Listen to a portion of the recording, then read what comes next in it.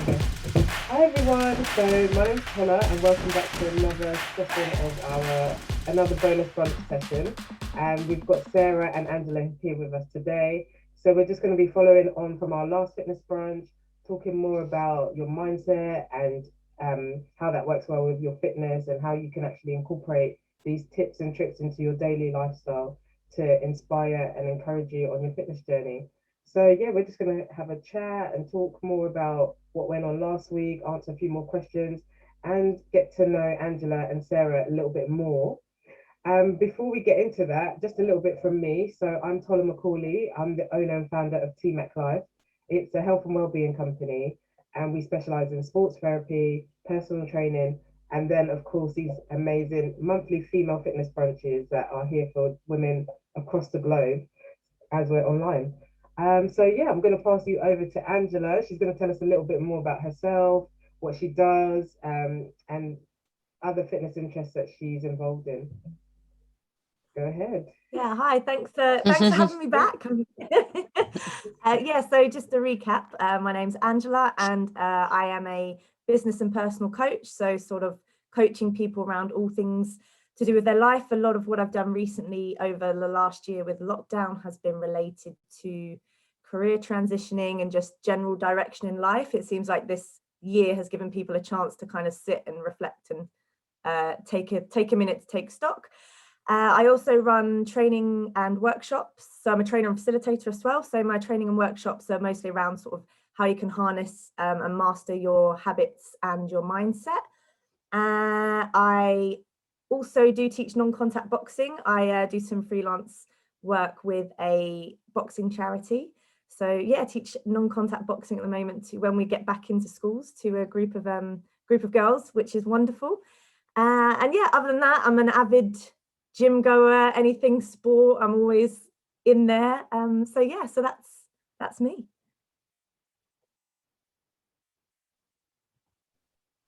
Amazing, great to hear it. Okay, and the same question goes to Sarah. Hey everyone, it's lovely to be back. Thanks Tola for like Angela said, for having us. So I am a level 3 Pilates instructor. I'm also a Bounce mini trampoline fitness franchisee and instructor.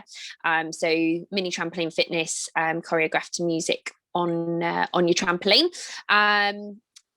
So I've got a bit of a background in fitness just all my life. I was a ballet dancer and a competitive ice skater.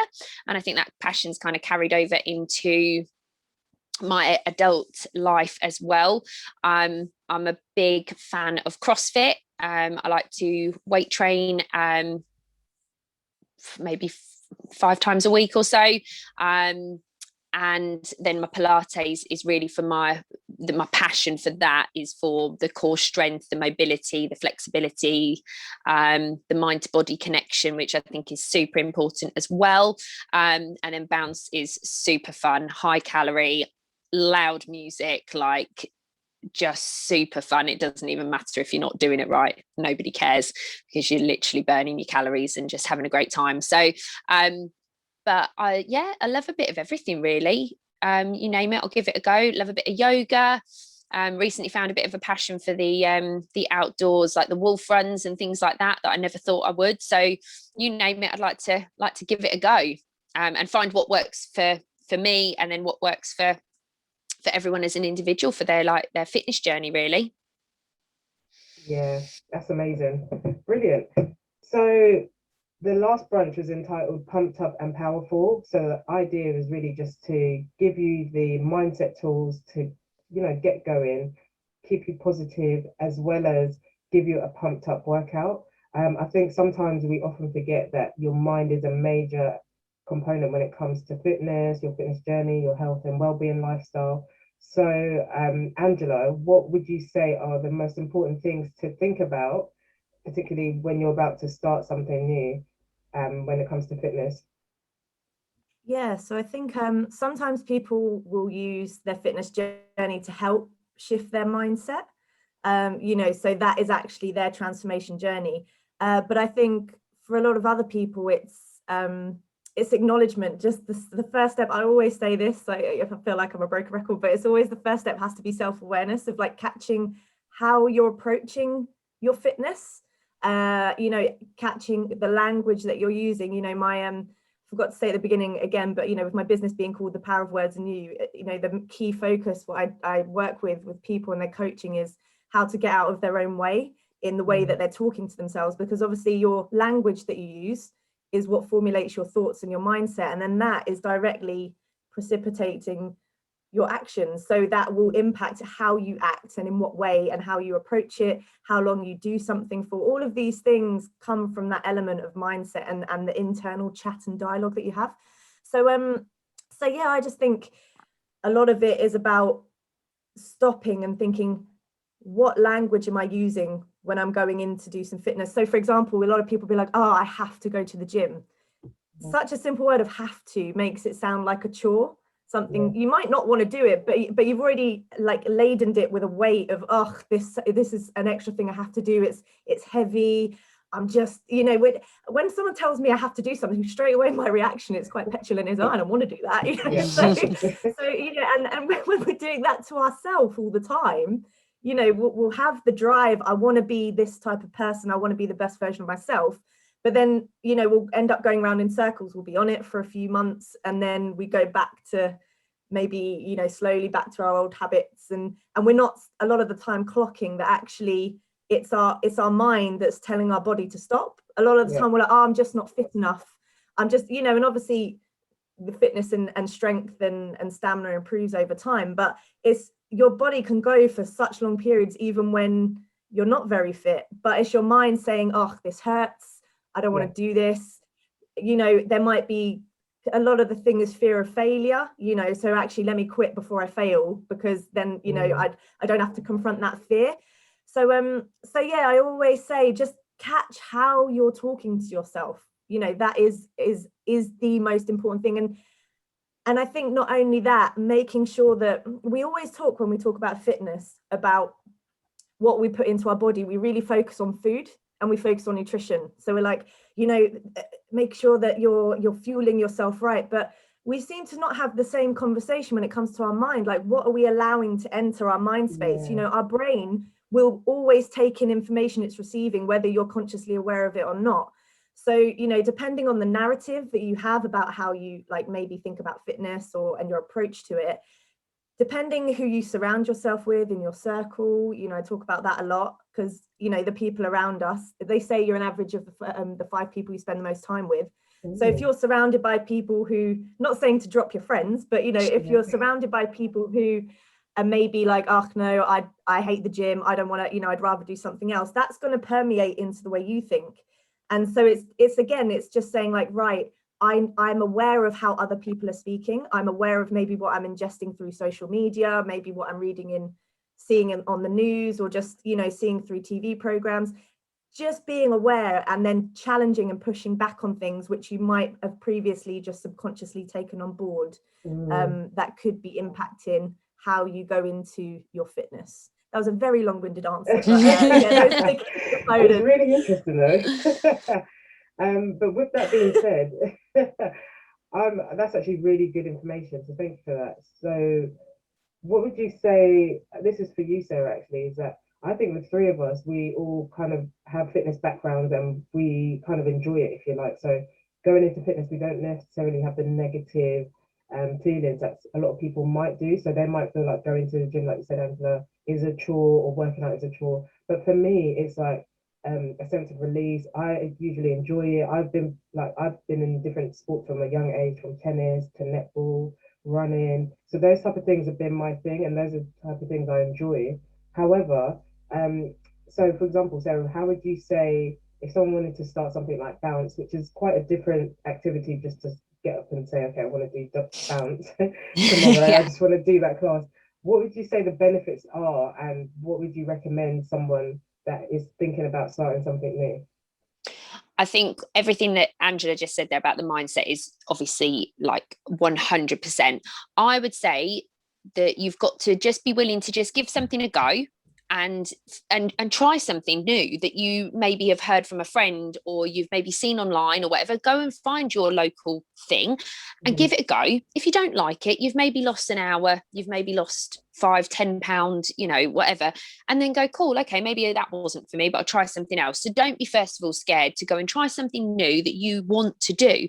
So often people say, oh, I hate running. Well, cool, forget about it then. If you don't think you like to run, don't force yourself. Like you say, go and find something else that is fun, or the people make it what it is, or anything like that. And I think that something that people mention quite often is being scared to go to something new and maybe go alone, or turn up and be the person scared in the corner. So how are you ever going to achieve your fitness goals if you find it hard just to sort of step foot through the door? And I think that this a lot again is mindset. It's built up in our head that we can't go to something new, that the people are going to look at you, stare at you, judge you, whatever. And I would say 9 times out of 10 that's absolutely the complete opposite. With Bounce, we're very inclusive. Come, give it a go. All the time, different levels of, right, this is your easiest option. If you're pushing yourself harder, this is your option. Or a lot of gyms have a good community feel where it's actually welcome, like, come join us, like, how can we help you achieve what you want? So I think sometimes the biggest thing, like you say, is almost that starting block of going, I'm just going to give it a go. And really in your mind, just telling yourself, what have I got to lose? Because you might go and try something and you might absolutely love it. And had you not maybe have just thought, like, taken yourself out of your own head and just gone, just going to give it a go. Like, as I mentioned, 9 times out of 10, nobody's actually watching you. They don't care what you're doing because they're there for themselves. And often people feel intimidated maybe by somebody going to a class or a gym where people look like they know what they're doing and they're confident. For starters, they all started like you. They always had a first day or a first time of doing something. And also they then appreciate how hard that is to go and try something new and be the new person. They might want to, they might want to help you. And if they don't want to help you, it's because they're just focused on their own things. They don't mind what you're doing in your thing, because that's your journey and theirs is theirs. And I think we put this automatic pressure on ourselves to think that it's going to be harder than it actually is, if that makes sense. Like, in our mindset, we're already, or like you say, Angela, maybe other people are already saying, oh, but you wouldn't be able to do that, you couldn't do that, and maybe, so it's in your head that before you've even stepped foot through the door or out of the door, depending on what it is you're going to do. So just give it a go. And if it's genuinely something that isn't for you, have a go at something else till you find the thing or the couple of things that you love, where you go, oh yeah, do you know what? This is my thing and I'm going to really enjoy it. I'm going to own it. I'm going to, see where it takes me. You don't know till you try, do you? Like, you've got nothing to lose by just giving it a go. Exactly. I think. Yeah, no, I totally agree with that. And I think over the past year, obviously we've been in a pandemic, so our mindset towards certain things might have been put on pause or put to the back burner. So we haven't had to think about necessarily going to the gym, but it's now just a case of, I need to work out, I need to go downstairs and work out. April is coming up now, so we're all getting the emails about, oh, your local gym is reopening, this place is reopening. So now the feelings of, okay, let me get back into it. But I want to find out, this is from you, Angela, how would you advise someone to, let's say, get out of the negative habits or feelings they may have actually just developed during lockdown? So during lockdown, they may have just been desk-based, they may have been isolated on their own this whole time, or they may have just felt like, you know what, these home workouts are not for me, but yet I still haven't done any other exercise because they love going to the gym. So how would you recommend that someone kind of shifts from that way of thinking? Yeah, I think first, just acknowledge where you are and be kind to yourself. I know that's a lot what there's been really a lot of rhetoric around being kind to yourself recently. I think it's really important. Like, we've been in this for a year, and I think a lot of us have fallen victim to kind of judging our standards of what we've been able to accomplish or keep going and or do based on pre-COVID, pre-pandemic lifestyle, when we had all of these other things that helped fill our jug of energy, like, to just go out to a restaurant and meet a friend and hug someone, Right. and all the extra thought and thinking and stress that we've all had, and then being shut indoors, and the weather, and I mean the weather's huge. I've said personally myself, this third lockdown has been the hardest because it's short days, really rubbish weather. I'm like, I just want to have Netflix duvet days every day. You know, there's just I obviously know that that's not going to be my life for the next however many years. So I've gone, you know what, if I'm going to have a Netflix day, then fine, I'm going to have a Netflix day, because that's how I feel right now. But coming out of it, I think one thing that is important to remember is our environment. So a lot of us have probably built up some positive or negative habits over this last year that we may have been consciously aware of or not. You know, they've maybe just happened because obviously you've had to just adapt. And, you know, some people have been like, right, I'm going to use this as a chance to restructure my day, so I'm going to make sure I go for a run. Other people are like, I'm just treading water and trying to see how I can juggle all these different parts of my life, which have now collided into the same space.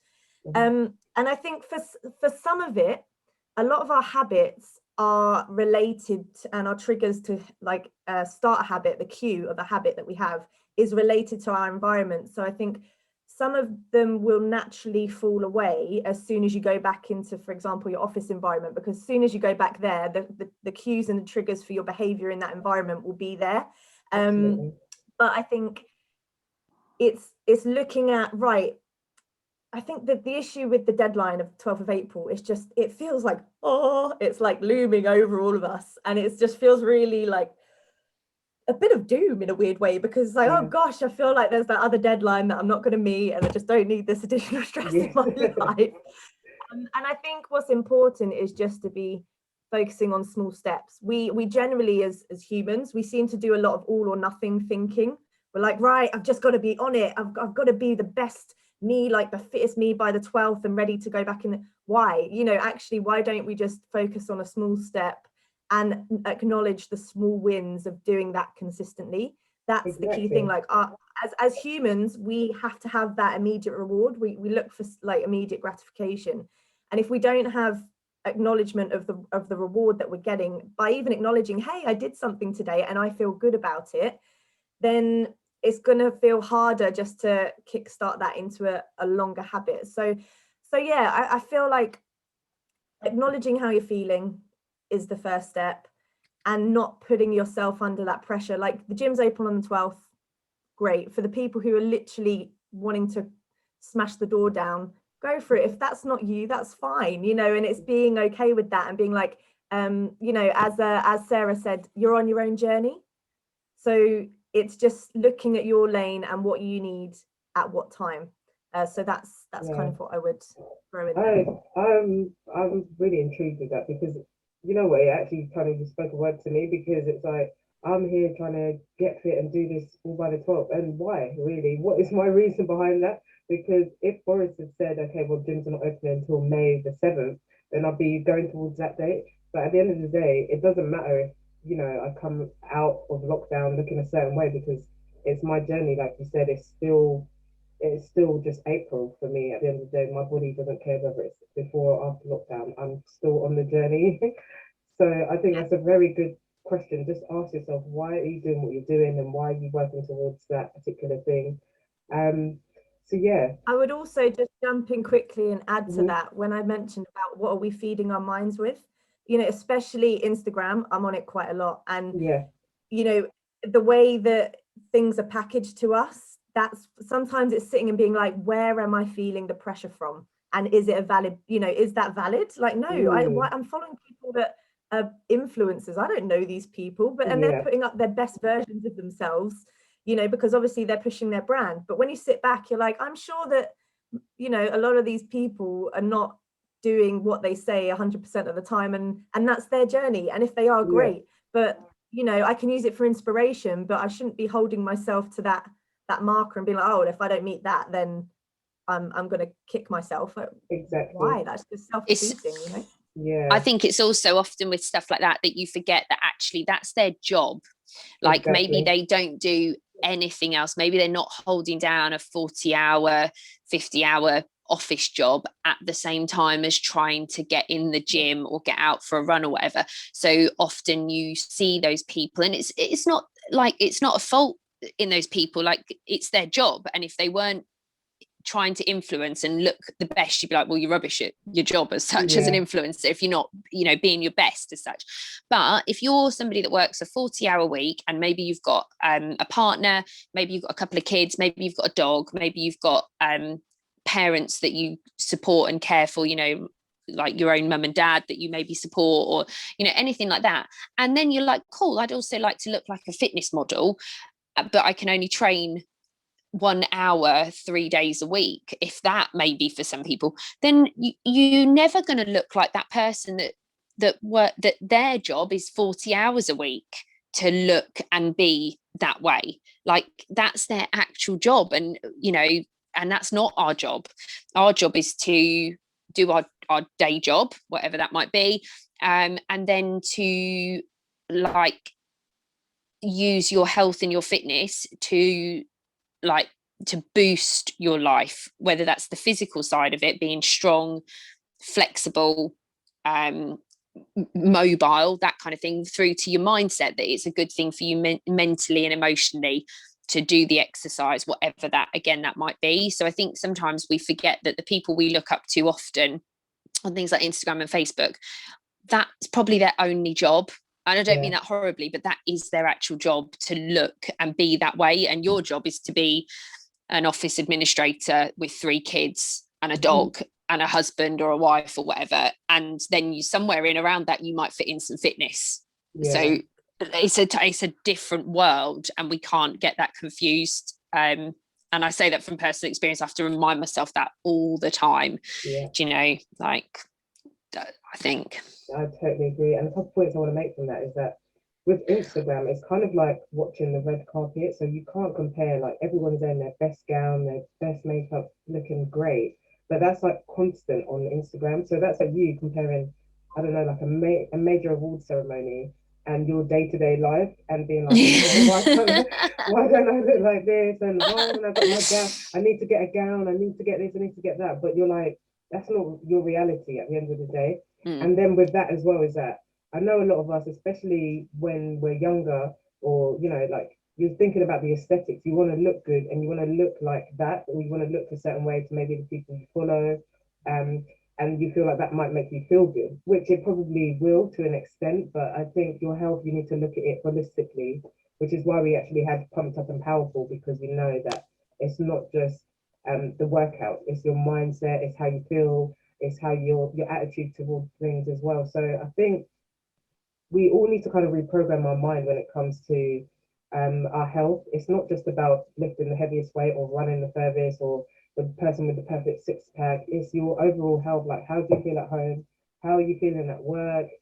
What's your attitude when you wake up? Is it like you just don't want to get on with today? You don't want to do anything? And is that a constant thing? The attitude towards even exercise as well. Are you feeling like, I don't want to do it, but I just have to do it? It's all about overall. I've said that word like a million times now. That's the point I'm trying to get at, is that you have to think of it overall. And I'm talking to myself when I say that. Sometimes I just want to I know what I need to do in order to get to this body weight or whatever, so I just want to do that. But then I'm like, well, why am I doing that? I want to be happy long term. I want to be able to play with my kids, their kids, and I want to live a long, healthy life. I don't want to be like, oh, I'm getting old, my back every minute. I don't want that to be a thing. I want to be healthy and be able to just do physical things, as well as, have my mental capacity. I know not everything we can predict, but, I want to control as much as I can now. So I think that taps into what I was talking about in the brunch, about the identity habit, not focusing on the goal of, oh yeah, let me reach this really short-term goal and change my habits to that. Let me look at, who do I want to be as an identity, and make sure my habits are in line with that long-term vision. Because like you said, it's thinking like, what do I want to be able to do when I change my identity habits, like how I approach and think about myself, and then all of that stuff, these short-term goals, they just end up meeting themselves. They happen because you're living through that alignment of, these are the new habits I'm setting up.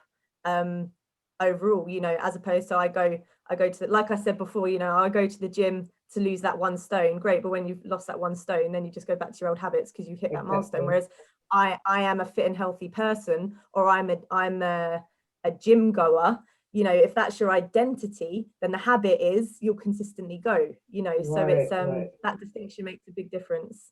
Exactly.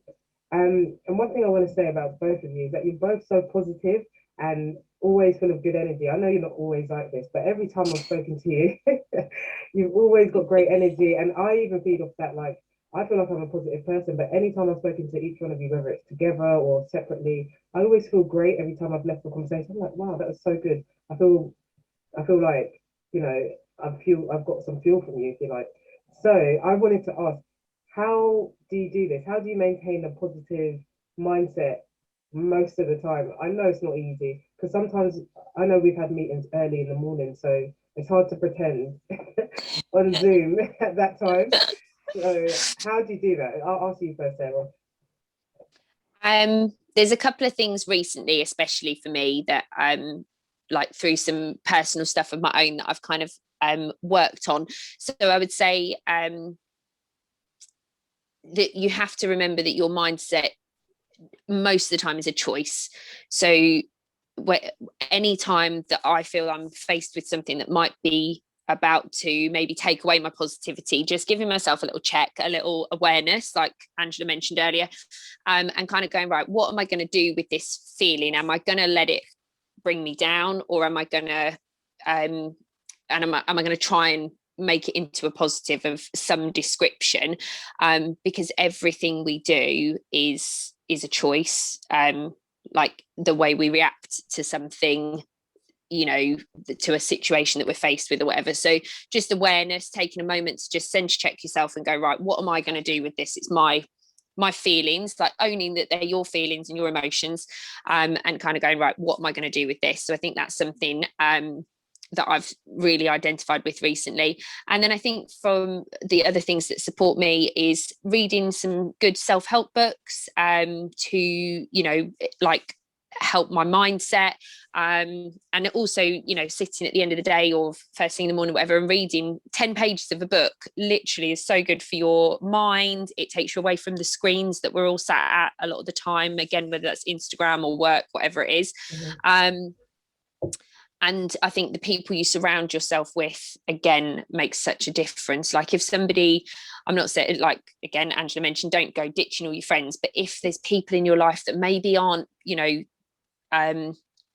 you know, bringing the most to your life, you've got to maybe try and find ways to still have those people in your life, but for them to not be your influencers as such. Like, and don't be scared to stand up against the negativity and go, actually, no, I want to be positive. I don't want to be dragged down in that mindset. Like, I want to be a positive person, so I'm going to choose to do that, even if somebody around you doesn't want to follow that. And that can be really hard sometimes, I think, to make that choice. So I think those are a couple of things that that I think about day to day, just remembering, like, it's make those choices, and every little thing that you do is going to build. It's that compound effect of every little thing, whether it's good or bad, is going to make a bigger difference. So just that mindfulness and that awareness of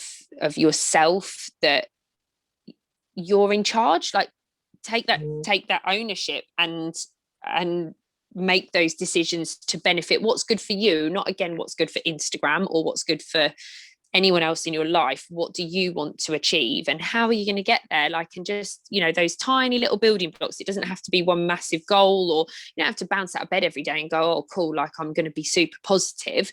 But I don't know, let's say you're driving somewhere. It's a really good example I think people use all the time. Somebody cuts you up.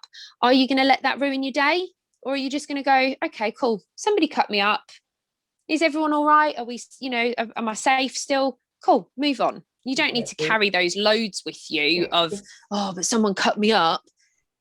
Just like let it go. And I think I've had to learn to do that a lot recently.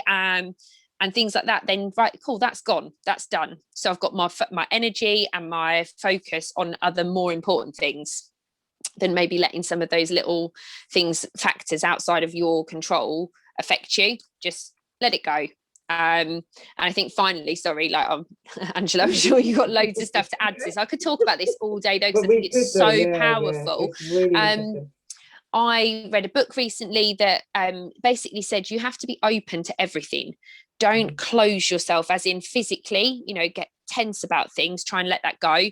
And also in your mind, don't close yourself to things, because as soon as you do that, you're shutting off things. So be open to everything, and and have that openness, whether that's a physical thing, as I say, or whether it's again, going back to maybe trying a new class, trying a new exercise, whatever. Be open, just have a go, whatever it is in your life. And that's probably, again, 9 times out of 10 going to be better than closing off to something.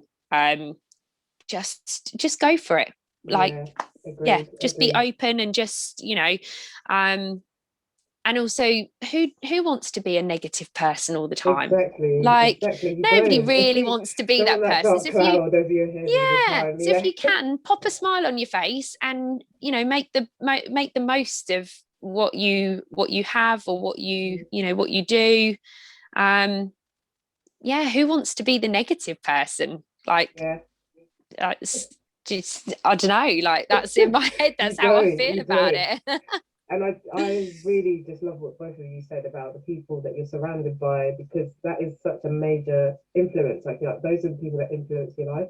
And some people, well, from my perspective, I'm a single mom, so a lot of the time I'm around my son, so he does annoy me, and I would love to cut him off within those times. Don't do that. That's not what I'm saying. I mean, if anyone's listening, I'm joking. Like, if you work for the council, I'm joking. But what I was going to say is that when I first had him, obviously within the early days, babies are very dependent on you, and I am such a clean freak. I like things in a particular order, and when you have a child, you can't obviously do that all the time. There's laundry every single day, and then they need you for this, need you for that, and you're just fitting things in. So when I just started to let go, that it's fine, but it doesn't matter if the house is not perfect. Who cares? Like, it's fine if it's not literally, you don't live in a dump. You've got it basically okay, it's fine. Your child is happy, he's healthy, you're happy and healthy. So really, when I started to let go of all these things, I'm like, this needs to be I was a lot more happier. So that's just my example. I'm not saying that I'm just going to cut off all the people in my life and stuff like that, but that sometimes is necessary. You do need a detox, and you do need to kind of do a review of who you're surrounding yourself with, because you're so used to being around these people that you don't necessarily see that as a bad thing. You just think, oh, these are my friends, these are my people, but like, they're in your ear about negativity constantly. So maybe you just need a break, or it just is a case of you redefining and managing that relationship. So it might be that person who you think is your closest friend might now become a distant friend, or now become someone you don't call every day, maybe once in a while, just so that you're not constantly being fed by that type of content. So yeah, Angela, I kind of interrupted there. As you were talking, basically you were talking, my mind was just popping with all like things. I was like, yeah, I agree. I think another really beautiful thing though about having children is to sit and watch them. I think they have something in essence that we lose as adults, which is just, like you said, giving stuff a go, and they don't have the weight of, oh, what will people think? They just do it. And when you look at, and as coaches, that's how we're taught to coach. Like when we're talking to when I talk to my clients, I sit in childlike curiosity. It's like, well, what does that mean? Like, and things like that. When we're sitting without those restrictions on ourselves to just go give things a go, it just opens us up. And I think the issue is, we seem to have, and I think a lot of stuff sits from our childhood and teen years that we bring into adulthood around fears and worst case scenarios. But I think also, I always think back to like a teenage me thought that by now I'll have everything, and like you're a finished product when you hit an adult, and when you go in with that mindset as when I'm an adult, this is how I'll be, you remove the ability to grow, and we're always growing,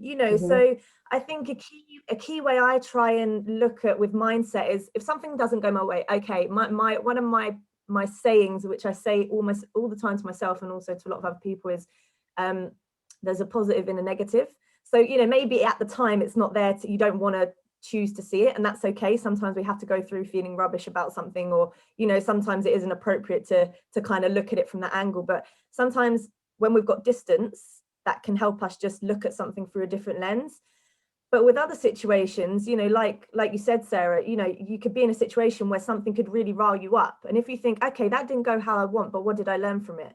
I've learned that I can actually turn my mindset. That in itself is, you know, you've learned something from a negative situation you've just come across, or you learn something about someone you're with, or the way that person reacted. There's always something you can learn. And I think when you're sitting in your growth mindset of challenging yourself, that's when that kind of the ability to really switch things and look for those positives happen. But I think also it's important to note that, you know, we're not designed to be happy all the time. Like, we can't be operating at this level all the time. You know, people say, oh, and you're really, and I do think, you know, I am a positive person, but I have days where I'm just like, you know what I need right now is to not be around anyone. And I think being aware of what you need personally, I've talked before about, you know, how you manage your energy jug. Like, what do you need to fill your energy jug with? Because you're always giving it out to people and to tasks and to things. And if you're not listening to that, then that's sometimes when my mindset goes down with my emotion, because I'm not paying attention to my energy levels. So I do think, you know, ride the wave of the ups and the downs. And I think there is, again, the positive in feeling low in our emotion is that, you know, when you feel positive, you feel it, because you're like, oh, last week I was not having a good week. This week I really appreciate the sun, you know, being outside at the moment, being able to go for a walk. Last week I was just wanting to curl up under my blanket. So I do think, you know, we can even look at you know, calling it the peaks and the troughs, and kind of just riding those waves. So yeah, I guess those would be key kind of things that I sit with. And I think also over this last year, when it comes to like an exercise side of things, just having that mindset again, like trial and error, you know, going in with that, well, yeah, let me just give it a go. Like Sarah said, just give it a go. And if you're always sitting in that kind of like, yeah, childlike state of, yeah, let me just give this a shot. Like, if it doesn't work, the world is literally not going to end, because that's what we think. You know, when we sometimes, oh, I'm going to die. Like, we know we're not going to. When we use that language, when you use the language, it subconsciously impacts the weight of what might happen. When you sit back, you think, no, I'm not going to die of embarrassment. It will be a bit embarrassing, but let me put it into context. You know? So I just kind of think over the last year, it's just been when looking at, you know, bringing in exercise element, just looking at filling my energy jug with things that help my mindset, like to fill me up. So, you know, I work well with having a few small wins in the morning, you know, so getting a few tasks done in the morning, and then just looking at how can I do a bit of exercise. I need a bit of variety. Okay, I know I need variety. Cool. So maybe one day I'll skip. The next day I'm going to go for a walk and listen to my Audible book. You know, having that means that I don't feel into doing one channel of something. I can pick and choose and fill up my energy jug the best way, and then my mindset kind of, you know, floats with it. So yeah, totally agree. Okay, so loving all of that, our mindset, I feel like everyone's got it now. If you're listening to this and you're taking your notes, you know where to go. You know you're going to start implementing. And of course, the major aspect of this female fitness brunch is the fitness part of it, and that's my love, of course.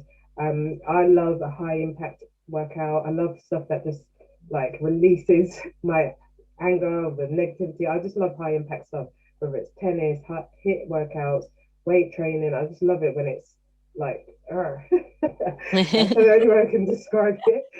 So what I wanted to ask both of you is, what is your favorite one? What would you prefer? And then two, what would you recommend to people that aren't really into that type of thing? How do they get the benefits of exercise from not necessarily doing high impact workouts? So they could even do Pilates, Sarah, your Pilates teacher, and get the endorphins released that way. But would you say that that's something you would recommend all the time, or try and mix it up a little bit more? I think mixing things up is is important in all aspects of our lives, because we get complacent, we plateau, we get bored, you know, and that's when we lose our motivation. And like I say, it's not just in fitness, that can be in all sorts of things.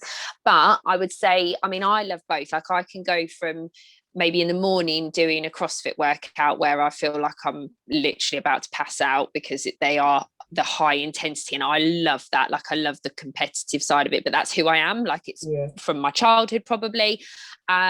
So I love things like that because that's functional fitness. Like you mentioned earlier, Tola, about as you get older, you want to still be able to run around after your little boy or even your grandchildren at some stage. I love that. I want to be able to, it sounds really silly, and again, it's an example I use all the time when I talk to my friends about the things that I choose to do.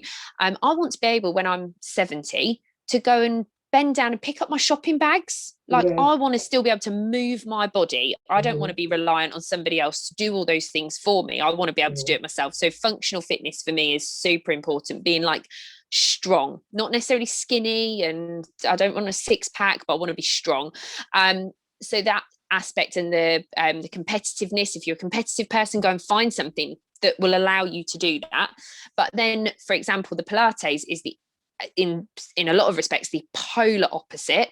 You don't necessarily break a sweat, but tomorrow you're going to feel it because you have worked your core, you've worked a full body workout, but with low impact. So if you have poor joints, like if you have your knees are maybe not so strong, you know, things like that, find something that again you can do and you can progress with, that will, you know, works with your body's natural ability as well. So if you're you know, if your knees are weak or whatever, or your ankles, don't go doing something that's high impact. It's not going to work for you. You're going to maybe not feel like you can progress or, you know, get anything out of it.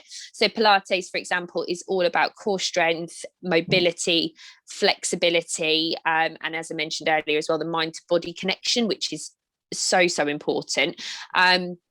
So with Pilates, you're going to get that strong core that's going to support you in everything else you do. You even just think about it, you know, I don't know, day to day, you're walking along the street, you stand on on a stone and you wobble. That's your core that pulls you back in, you know. Or during the winter months when the ground's slippy, you're walking, you slip, you can save yourself, you can protect yourself if your body is strong. So if you've got a strong center, everything else that comes from that is going to be stronger as well. So something like that.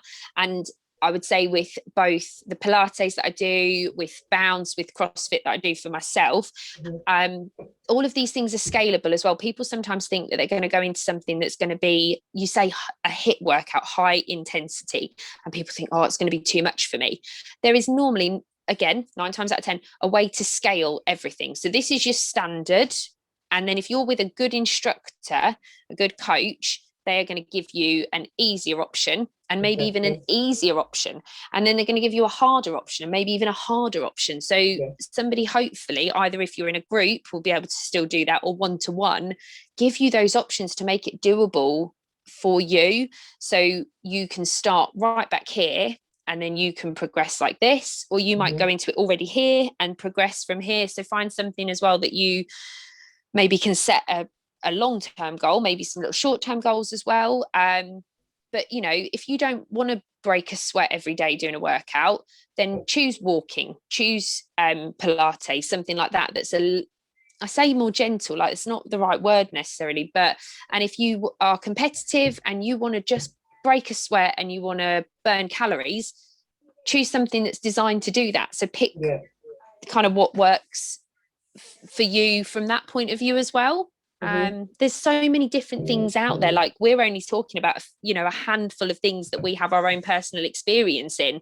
There's so much out there. If you love music, maybe Zumba's the thing for you. Do you know, if you want to get your groove on, maybe that's the thing for you. Maybe you want to go to an adult ballet class because as a kid you wanted to be a ballet dancer and you never got a chance.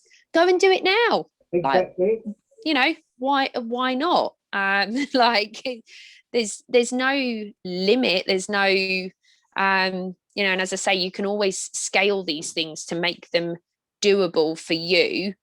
It doesn't have to be the highest level of everything, you know. And you know what, sorry Angela and Sarah to cut you, but I think with this pandemic, a lot of opportunities actually come out because you don't necessarily have to leave your home, but there's so many classes online, there's so many around the world that you can just join. And for a low cost, you don't have to travel, you don't need to get all the equipment, and they'll make an alternative version for it that you can actually complete with little to no equipment. So like you said, if you wanted to start ballet, if you wanted to start even weight training, the last brunch we did was Lean Girls. We just had resistance bands that was given out. Yeah, exactly, resistance bands. One little band and whoa, yeah, you can like, so much. And that's just talking about that was our the replacement for women and weights, where we would normally have loads of weights, but that was actually a replacement. So the pandemic's really opened my eyes as well as to the opportunity that's out there. And then on top of that, training as a group, I think, is also amazing. I think training with other people in the class, it just kind of helps you motivate you. Aside from the competitive side, you see other people that might be beginners like yourself, or might actually be advanced like yourself. So, and there's always an instructor that should know what they're doing, and that's able to kind of coach you along the way, help you with any cues that you might need to improve your form and things like that during the class. Whereas when you're on your own, especially when you start out, it can be difficult to motivate yourself or to make sure you're even doing the right thing to start with. So I think joining a class, a fitness brunch, is always the way forward. There's safe spaces. Most people that are there want to be there, and they're usually quite nice. I mean, in my experience, most people are quite friendly in that community because, people in the fitness world are just lovely people. But yeah, Angela, what's your take on the fitness aspect of things? Yeah, I mean, I really agree with as you were talking, Tola, and you were saying about the indoor fitness side, because I always had and again, back to mindset, I always had the mindset of I can't work out in my house because I don't want to associate like that space with being hot and sweaty. And obviously, now we've had no choice. I've kind of been like, actually, I had to self-isolate before I could travel at one point. So it was 2 weeks really stuck in one room. And I was just like, I'm going to turn into be as round, like wide as I am tall at the way I'm sort of not moving. So it prompted me to exercise. And then because I then did it every day at the same time for like half an hour, it wasn't much. I just had my yoga mats, the like little weights, and was doing an online thing that I stumbled across this woman who's done loads of videos. I was like, oh, actually I can work in my room. Like I've put this wall up against it, and that was all my own doing.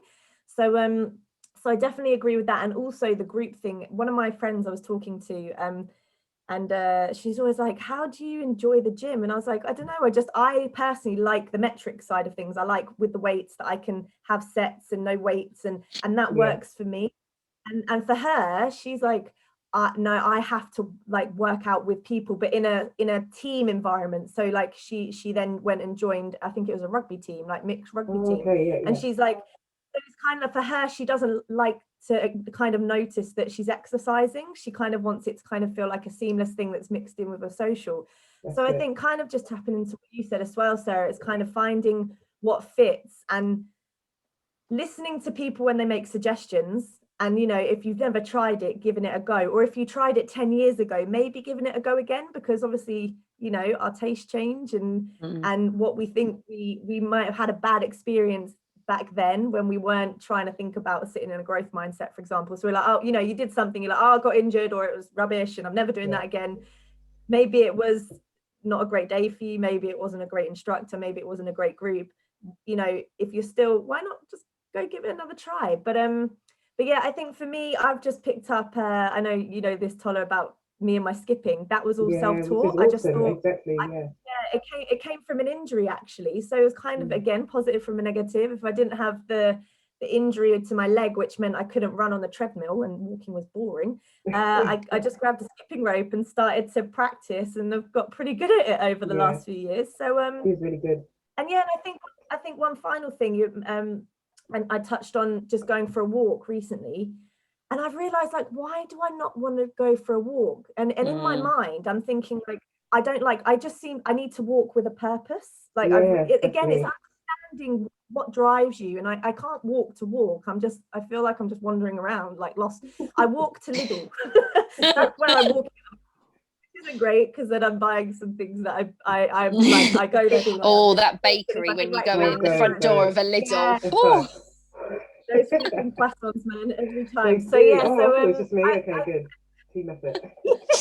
So then I made a choice. Like, actually, let me, if I put, so I want to be learning about a new topic. So I got an Audible book about it, and I told myself I can't listen to this unless I'm walking. So it's kind of like I get a reward. So now I've got purpose to my walk, and I also put on my gym gear to walk. I'm not sweating, but in my mind, I'm like, right, let me make this feel like this is, because it's not my usual mode of exercise. Normally I'm quite high intensity and I really like the sweat. That's just who I am. So I don't see walking as something that maybe I'm like, oh, because it's not high intensity, I'm not going to do it. What's the point? And so it's challenging myself. Like, no, there is benefit. It's, you know, you're coming off the back of an injury. If you go straight back in at high intensity, you're just going to injure yourself again. Exactly. So maybe doing some walking is a good middle ground to get back into it. So yeah, so just thinking, like, I think a key thing I guess I'm kind of getting at is looking at maybe tweaking things you already do. And, you know, so we walk all the time, but how can I make it work for me in a more of an exercise fashion? And then, you know, how can I shape that? So now I'm like, right, when I go for a walk, in my mind, I'm like, it's my exercise for the day. So it's working on my mindset again, being like, this is your exercise. Come on, off we go, you know, and send myself out the door. So so that's kind of, I guess, how I've been doing. When you go for a walk, you're outside, you're getting your vitamin D, you're getting some fresh air. You are like, there's so many other benefits. You're not putting impact on your joints, like when you go for a run, maybe again, where people say, I can't run because of my knees or my ankles or whatever. You're getting your heart rate up, but not to that point where you get home. And I go quite often for a walk on my lunch break. I'm working from home now, so it breaks my day up and gets me away from a screen, gets me outside, gets my body moving where I'm sat, you know, hips tight all day at a desk and stuff. So get outside and like stretch your legs and stuff. And there's lots of you mentioned Audible, but free podcasts, like how, if you've got Spotify, you know, a Google podcast app, whatever, download a podcast, like say, learn something, or just switch off, you know, put on something. It doesn't matter. And sometimes I base my walk around my podcast, like, oh right, my podcast's an hour, so I've got to walk for an hour. Exactly. Or if I've got 20 minutes, let me find a little short podcast. Like there's no excuse not to. And even if you get out there for 15 minutes, 20 minutes, that's still better than maybe 15 or 20 minutes sat on your sofa with a tub of Ben and Jerry's for one, you know, like just throwing it out there, like, you know, just again, you know, anything that you do is maybe better than not doing it at all, even if it's 10-15 minutes. And I think being outdoors, whether it's a little workout in your garden or whether it's a walk or something like that, being the outdoors brings so many benefits as well. So if you feel like in your house you've not got the space, or like you say, you want to disconnect from, right, well, this is where I sleep, so I also don't want to work out here, then go outside. Like you don't need much space to maybe do a little workout outside if you've got a little garden, or just go for a walk. Explore your local area as well. There might be places nearby that are so beautiful that you don't know about or you've taken for granted. Get your kids involved. Sorry, I'm going on a bit of a tangent now, but like, you know, there's so many benefits to just getting outside for a walk, really, I think. And it's free to do, like no excuses, no expensive gym memberships or anything like that, you know. Sarah definitely just took the points I was about to say. Sorry. No, joking. I'm glad you said that. But that's basically what I was going to say to kind of sum up everything, because you guys have given some amazing nuggets, really good information. One, get a podcast on, get this bonus brunch downloaded. It's going to be on Spotify, everywhere else you can download a podcast. It's going to be there. So download it. Take us with you on your walk. Put us in your ears and the headphones. And also, like you said, there's so many creative things. I have found so many paths around where I live that I had no idea were there. To just get out, there's bridges, there's lakes, there's actual walking paths where I live, and they're beautiful. They're really, really nice. So I know you've been doing stuff in the car park, which is like just there. And if you're in the city like Angela, like there's so many nice bits, even when I was in London, that I had no idea were there unless you're walking around, because you're just used to your hustle, your bustle, your commute A to B. but you don't see the in-betweens. So yeah, just explore your local area, just get creative with it as well. A park bench, walls. Now I'm extra creative. Anytime I see a little space, I'm like, oh, I could do a little gym workout there. And I'm like, oh, that's skate park over there, yeah. I could fly off the top of that. Like, even in my house, no joke, I've been clearing things out. I think, oh, I can make this into a little weights area. I could do this. I can make this in a skipping bit. I could do this in the corner of the garden. Like, I'm getting extra creative with space now. Anytime I see it, even my drive in the front, I'm like, oh, I wonder if my neighbours wouldn't mind if I, just did a little sprint here and there. So get creative with it, and just go for it. Don't overthink it. Get your mind right. Obviously, clear out any clutter, declutter your mind, your workspace, and just go for it. And like I was saying, I think with the space thing, this past year we've all had to do everything from home. We've had to work from home. We've had to gym from home. We've had to home from home. We've had to just do everything from home. So although it's great that we can do it from home, you do want to separate that, especially when you're doing so much from home. You want to go out. You want to get some space. We're not designed to just sit still all the time. So yeah, just get creative with it. If you can link up with people online, strangers, they're always best because they're a bit more open-minded than the people that you know already, and connect that way. So yeah, that's my kind of summary on things. Is there anything else you want to give people to take away with them? I mean, I could talk all day about this. Yeah, Just likewise. one more thing that was just in my head while I was going, like, obviously coming out of lockdown, as we're allowed to meet with other people and stuff like that. Personally, for me, another great thing is make a commitment to somebody else that you're going to do something. So whether that's a walk or whether it's a full-blown workout, whatever it is, make that commitment to that other person and say, do you know what, Monday 6 p.m. we're going to do this. Now, whether when they arrive you go just, like I say, for a stroll, or whether you do a workout but maybe it's not even your best, again, you've still done something more. And the fact that you've committed to someone else and said, I'll be there at that time to do this, make that commitment, because that's good for you and it's also probably good for them. They might not even tell you that it is, but the fact that you've arranged that is going to keep them accountable, keep them committed, even if it's not about it being the best workout at the end of it or whatever. Just saying to somebody, I'm going to turn up, I'm going to be there for you, and I want you, you're going to be there for me, and we're going to do whatever that thing is. If you just say to yourself, oh, maybe on Monday after work I'll do a workout, yeah, maybe I will, maybe I won't. If you don't do it, like, there's nobody there to kind of tell you off as such. And I'm not saying that, your friends should be there going, oh, and if you need to cancel, of course, there's always times like that. Or maybe you're really not feeling up to it. Like, I'm not saying, we have to be 100% of the time.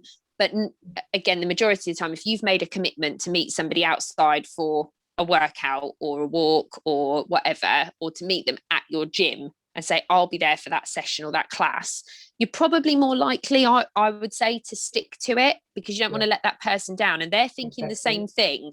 So maybe find somebody that enjoys what you enjoy and make them your kind of workout, buddy or walking buddy or running buddy or whatever, and stay accountable to each other, even if it's not always your best. The fact that you've committed to somebody else hopefully will keep you a little bit more on track as well. Yeah, I think I'm not done. I could definitely talk about this all day long, but I promise. We're like cut and then we keep talking. Yeah, I think I guess one other thing that I guess it rolls into what I do as a coach. I hold the space for people to think intentionally and on their mirror to help them dig into their thoughts and challenge themselves in a way that they can't do for themselves. But I think everything that people can do, even if it feels alien, but is the key to all change, is like creating space for yourself to intentionally think. Like, we are so easily distracted by so much now, like scrolling TV, like, and we don't actually carve out time to think, like, okay, what is working for me? What do I want? What do I not want? And I think it's really important now, because we're about to transition over this year back into the quote marks normal, back to normal life, whatever that's going to look like. But so talking about habits and things and changes that you might want to keep, or that you want to lose, like, sitting down and being like, what's worked well for me over the last year and what do I want to keep as my environment changes back to how it was before? And if you don't take that time to think about that, you know, so if you've got a new way of doing fitness that actually might work better for you than what you were doing before lockdown, for example, how are you going to make sure once, you know, commute maybe is thrown in there and, you know, running back and forth and social commitments, how are you going to make sure that you've prioritized that? So I always say, to make sure you know your priorities, you've got to prioritize the space to think about it. So I guess that would be my kind of last kind of out there to whoever's listening, is the being intentional in giving yourself space. And that could be literally sitting down at a desk. You know, that could be sending yourself on a walk with like, I find it really beneficial if I'm going for a think to listen to instrumental music, because if I've got words in my head, like people singing, then I just start singing in my head and that doesn't get me anywhere. You know, la la la la, and I'm like, great, yeah, that was a really good thing. So yeah, so or talking to someone, you know, like I said, you know, who are people around you that you can have a purposeful conversation with. I think otherwise what we end up doing is, it's good to go with the flow to a degree, but at the same time, you know, there's a lot to be said for planning and thinking ahead and visualizing, because, you know, if you visualize it and you consciously do that purposefully, then the more it's likely to happen for you in whatever change you're after. But particularly, you know, when it comes to if you're working on fitness goals and your fitness journey. So yeah. And my last again thing to say on that is, it's kind of like you're fueling your body. Like, you know, when we talk about nutrition, and you know, you can eat within your calories, you can eat a load of crap within your calories, but you're not actually fueling your body. You're eating rubbish. It's like empty sugar, empty calories. It's similar to what you input in life. Like, you can have friends, you can have loads of friends, and you can have a great social life, but what's the quality like? What are you actually inputting in your mind, in your body? What are you actually doing that is that beneficial to you? Or is it just, oh yeah, I have a great social life, I'm a social butterfly and this and that, but is it actually fueling you? Is it actually making you a better person? Is it actually helping you to be the best person you can be? Are you a nicer person, or are you a nasty person? You know, so I think about things from that perspective, and that can also help. But yeah, I'm going to dip it on that. Round up. I'm just going to say thank you so much, Angela and Sarah, who've been our amazing guest hosts, and also guest hosts on the Bonus Brunch Session podcast. It's been so good talking to you. We could just probably keep talking for hours and hours and hours. It's probably good that we're doing this on Zoom, because someone's battery is going to die soon, so or something. So it's going to cut us out. But another good thing is that Angela and Sarah are actually Fitness Brunch ambassadors. So they'll be around with the pink drop tops. Sarah's got hers on, I've got mine on. Angela's is en route. But yes, they're going to be the fitness. They're part of a massive, a group of amazing women that are a part of this community. And actually, our aim is just to inspire and encourage women on their fitness journeys through these podcasts, through the live fitness brunch. So we want you to get involved, just that, even if it means you've just downloaded the podcast and you're listening to it, that's our job done at the end of the day. We want to make sure that you're on track and that you can tap into your friends. We're your friends, even if we don't know your name personally. We want to be there for you, like a friend would be. So yeah, just get involved with the community, tmaclife.com/events. You can see what's going on, or just follow TMacLife on Instagram. And where can we find you, Angela and Sarah, with your things that you're doing? Where can we find you? Yeah, so my website is, if anyone wants just to generally check out what I do, is it's a bit of a long one, www.thepowerofwordsandyou.com. And yeah, if anyone wants to reach out to me in terms of contact details, my email address is angela@powcoach, so that's POW coach.com, and my mobile is 07593 960 531. Cool. You can get me on Instagram, is probably the easiest way. I say about not scrolling all day long. We're like, don't scroll all day long, but do scroll if you want to come and chat. My Instagram handle is @Sarah2, SARAHTOO. Drop us a message, like if you need a bit of, you need a little pick me up or whatever. Yeah, feel free, drop us a message. Like you say, we might not know each other, but if we're all out there looking for the same thing, then we may as well just support each other to get there. Amazing. So I'll put all their contact details in the written description. For that, you're listening on YouTube, it'll be in the description box. If it's on Spotify, it'll be in the little text part of there. So once again, thank you for listening, whether it's morning, daytime, whenever you're listening, good night, good morning, good day. And we'll see you in our next podcast. Bye.